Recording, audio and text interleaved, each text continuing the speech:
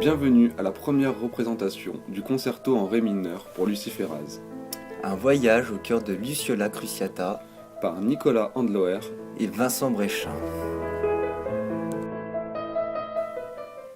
Et maintenant, l'ouverture. Le terme Luciférase provient de Lucifer, nom propre signifiant porteur de lumière. Étymologie latine, lux signifiant la lumière et ferro signifiant porter. Lucifer est un personnage des mythologies romaine et grecque, dieu de connaissance et de lumière. Dans la culture chrétienne, c'est un archange déchu.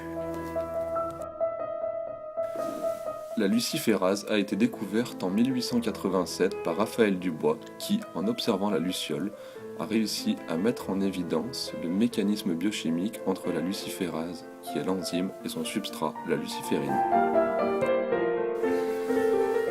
La bioluminescence est la capacité d'un organisme vivant à produire et à émettre de la lumière.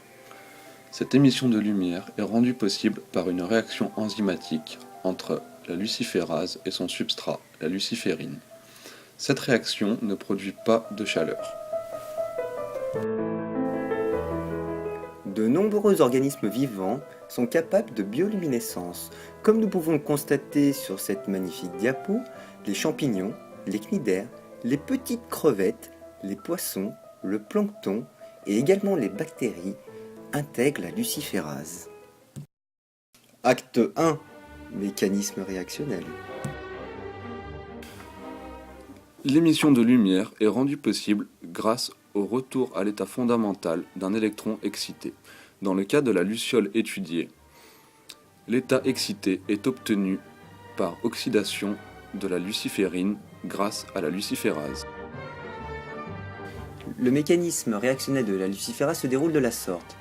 L'ATP, sous l'influence des ions magnésium, va être hydrolysé sous forme de pyrophosphate et d'AMP. Ce même AMP, se liant à la luciférine, va former le complexe luciférine-adénylate. Ce complexe est ensuite oxydé sous l'influence d'une molécule de dioxygène. Le nouveau complexe ainsi formé n'est pas stable, il aboutit donc à la formation d'un peroxyde cyclique et libère ainsi l'AMP. Par décarboxylation, ce peroxyde cyclique va provoquer un dégagement de CO2. La luciférine à l'état excité, par relaxation, va passer à un état désexcité avec un relargage de photons. Une fois la luciférine oxydée, celle-ci peut être recyclée par l'organisme. Ceci par l'intermédiaire du 2-cyano-6-hydroxybenzothiazole. Acte 2. Mécanisme catalytique.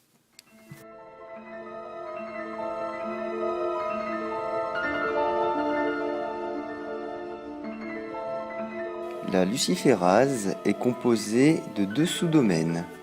Un domaine C-terminal et un domaine N-terminal.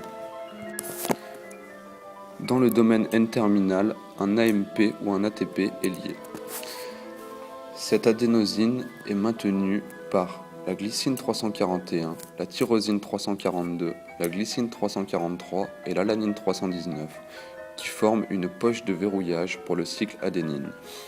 Cette poche de verrouillage est d'autant plus efficace que la glycine 341 forme une liaison hydrogène avec le cycle adénine. Nous constatons que l'aspartate 422 verrouille le ribose par liaison hydrogène. Le phosphate est aussi stabilisé par liaison ionique et liaison hydrogène.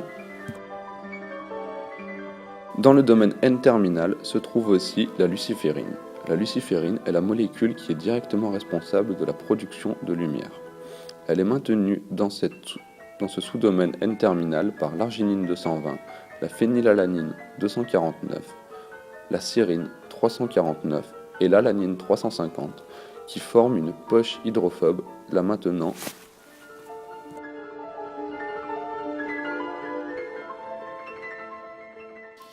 Lorsque l'ATP plus la luciférine sont fixés au domaine N-terminal, la lysine 331 va orienter ces deux molécules de manière à baisser l'énergie de l'état de transition. Ceci aboutit à la formation d'un complexe luciférine plus AMP et libération d'un pyrophosphate inorganique. Une fois ce complexe formé, sous l'influence de l'histidine 245 située sur le domaine C-terminal, une molécule de dioxygène va réaliser une attaque nucléophile sur le carboxylate de la luciférine et ainsi former un peroxyde et libérer un AMP. Le peroxyde étant instable, il va spontanément subir une décarboxylation. Ceci aboutit donc à une libération de CO2. Nous obtenons ainsi la formation d'oxyluciférine qui apparaît sous forme excitée. Cette forme excitée non stable va par relaxation énergétique permettre l'émission d'un photon.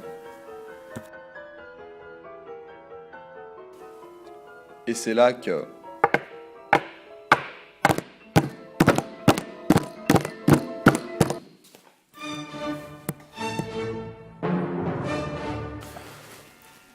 notons que sous forme naturelle, il y a en position 286 de la luciférase un résidu sérine. Lorsque cette sérine est présente, la lumière émise est verte. On peut cependant, par mutagénèse dirigée, remplacer cette sérine par une asparagine. Lorsque cette sérine est remplacée par l'asparagine, on aboutit à l'émission d'une lumière rouge.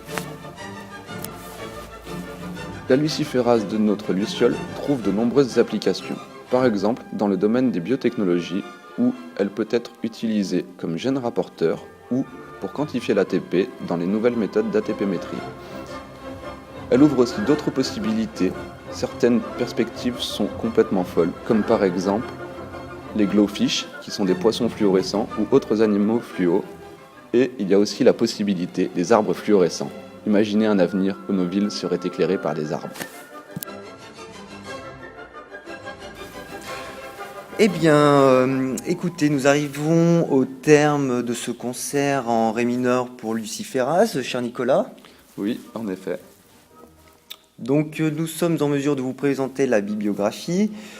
J'espère que vous avez passé un agréable moment en notre présence. En tout C'était cas, un exceptionnel concert. oui, Nicolas, très bon commentaire, rien à dire. Au revoir. Au revoir, à bientôt.